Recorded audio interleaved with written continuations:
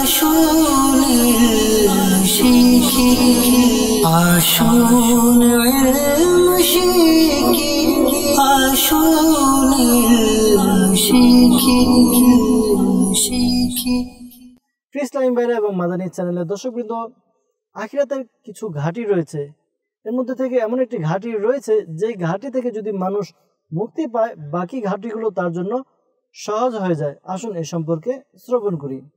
হযরত সাইয়েদনা উসমান জিন নুরাইন রাদিয়াল্লাহু তাআলা আনহু থেকে বর্ণিত, হযরত সাইয়েদনা উসমান জিন নুরাইন রাদিয়াল্লাহু তাআলা আনহু যখন কবরের পাশে যেতেন তিনি এত বেশি ক্রন্দন করতেন যে তার অশ্রুজলে দাড়ি মুবারক সিক্ত হয়ে যেত।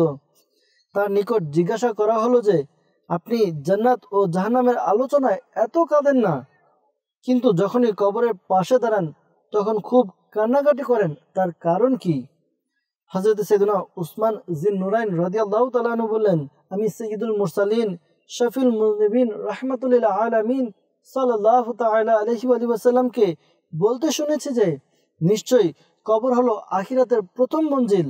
কবরবাসী যদি এই ঘাঁটি থেকে মুক্তি পায় তাহলে অন্যান্য জায়গায়ও সহজে মুক্তি পেয়ে যাবে, আর যদি কবর থেকে মুক্তি না পায় তাহলে পরে সবখানে আরো কঠিন অবস্থার সম্মুখীন হবে।